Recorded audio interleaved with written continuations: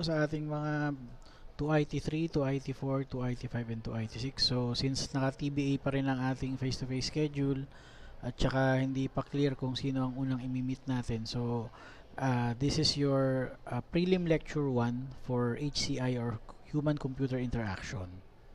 So, for our outline, so you can just read this as a guide kung papaano tayo mag-discuss for this presentation. So, just to clarify guys, what is HCI? So, basically or in layman's term, HCI is how will we deal with machines once they are at a point where they can either replace us in jobs, or how can we interact with them if in case they are considered a sentient or whatnot. So for the history of HCI, the first human-computer interaction machine was called Memex. It was created in 1945 by Vannevar Bush, and by 1963 this is the first instance ng meron tayong sketchpad wherein bakit siya makakount na human-computer interaction? Kasi kung gusto mong i-drawing, kaya mong ilagay doon sa mismong machine niya through a sketchpad. So ang sketchpad bali ito ang precursor ng touchscreen, kasi gumagamit ito ng stylus. Before kasi ang concept natin with regards to human-computer interaction is yung freehand na drawing mo kaya mong ilipat sa machine, ganun siya. Tapos by 1964 yung ating interaction between yung mouse cursor mo at saka ikaw ay na-create through Douglas Engelbart. And by 1973 naman yung hindi ito Alto Palo Alto Research Center, letter C yan, hindi yan K, park siya. Tapos ang relevance yan, lahat ng mga technologies na ginagamit natin ngayon, diyan nag-start ma-research at saka diyan siya nag-start magkaroon ng development. So by 1983, yung ating start ng ating office-based products, ang gumawa po ay Apple Lisa, and by 1987 yun pong Windows by Microsoft. So if you will notice guys, ito yung mga first versions ng mouse, first version ng Lisa, and yung last ay first version ng Microsoft Windows, which is yung MS-DOS, which was created in 1985, although it was released 1987. Tapos, what can we understand regarding humans? We have three input and output channels, which is visual channel, auditory, haptic, and movement. Although information is stored as sensory, working memory, and long-term memory. So, yan yung parang, kung tandaan ninyo yung pag meron kayong, kunwari, nadapa ka, tapos maraming tao, naging core memory yan, ganon. Tapos, with regards naman po sa computers, regarding input, output, devices nila, sila yung pag may interaction ka, magbibigay ng input, or interaction magbibigay ng output. Tapos, memory and processing device. So, just to clarify as well, computers are also counted in any appliances that we have.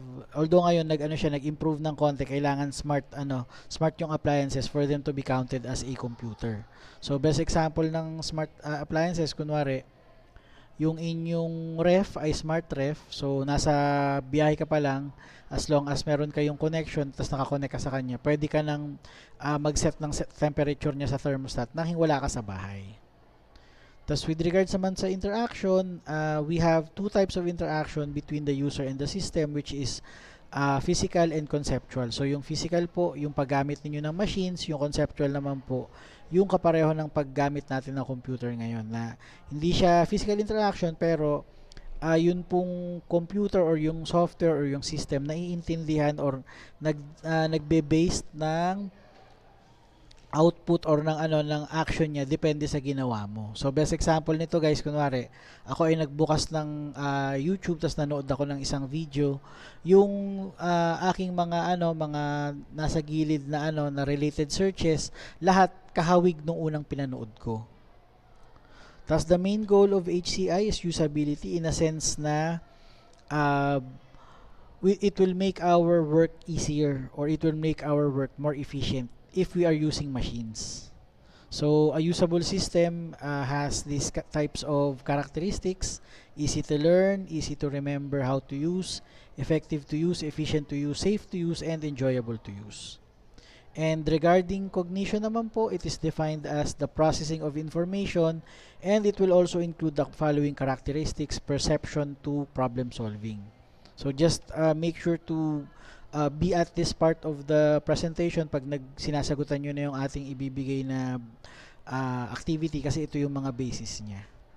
Tapos, what is the model human processor? So, it has three interacting systems, which is the perceptual, cognitive, and motor.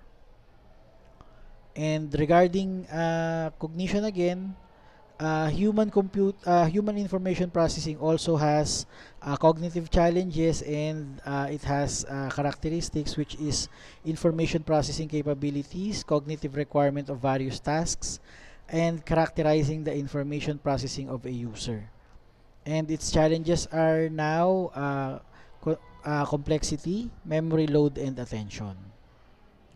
Regarding user interaction design, we have six types of user action design. So just to clarify, guys, for you to have a machine that is efficient, or humans will be able to use them effectively, you need to have the six characteristics.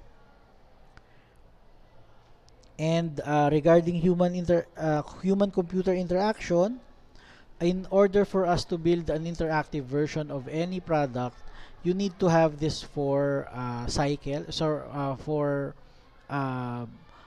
steps, which can then be done at any time, and it can be corrected at any time as well. So kung mapapansin nyo yung mga arrows dito, at any point in time, pwede siyang bumalik or pwede siyang magpunta sa iba. Kasi pansin nyo, pag naka-identify ka ng needs at saka established requirements, you can either diretso kang gumawa ng evaluation niya, or design or redesign. Tapos ang final output mo ay build an interactive version. Uh, Interaction styles, we will have command line, menus, question and answer dialogue, form fill interface, WIMP, direction manipulation, and natural language. And interaction devices as well. So for our input devices, we will have all of the we will have all of the input devices natin for computer. So keyboards, mouse, touchscreen, and regarding output devices naman, screens or ating monitor, our printers, and our speakers, kasi hindi na siya makakount as sound output ngayon, speakers na siya. And what is the future, or what will be in store for us regarding HCI? So all three of them are now basically in fruition. First one is artificial intelligence. So yung AI natin. Yung second naman po is yung virtual reality. So ito yung right now nasa augmented reality pa lang tayo. Parang example ng augmented reality ay halimbawa, sa screen mo sa phone may character, pero sa real life wala pa. Tapos new interface devices, so we have new products, new appliances that are coming out na integrated lahat ng new technologies. So that will conclude our lecture 1. So please prepare for a short exercise after this. So ang kanyang deadline ay Sunday next week. Tapos by Monday next week, magbibigay ulit ako ng gagawin. So thank you po, and have a great weekend.